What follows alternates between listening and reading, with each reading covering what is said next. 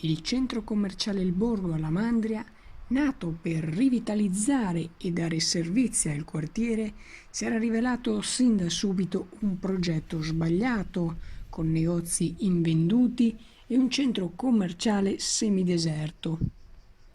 Gli anni sono passati e finora nessuno è riuscito a fornire stimoli per il suo rilancio. Tuttavia, ora alla desertificazione si aggiunge un altro problema, il degrado crescente.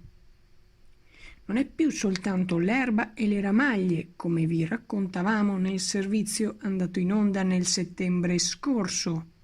Ora anche i rifiuti sono diventati un problema. Nella parte più nascosta del centro si sversano ingombranti e rifiuti di ogni tipologia.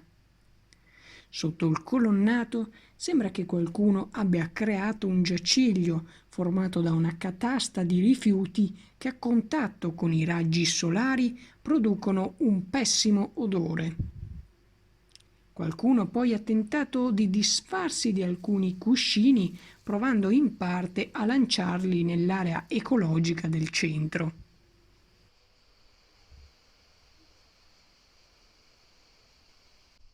C'è chi poi ha deciso di cambiare elettrodomestici e di lasciare qui quelli vecchi. Oltre a ciò, diverse sono le buche insidiose e i danneggiamenti ai manufatti.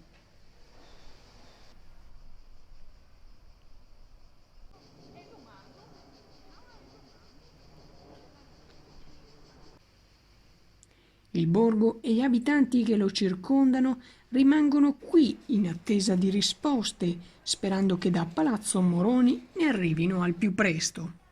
Sfiscia Channel News, Padova.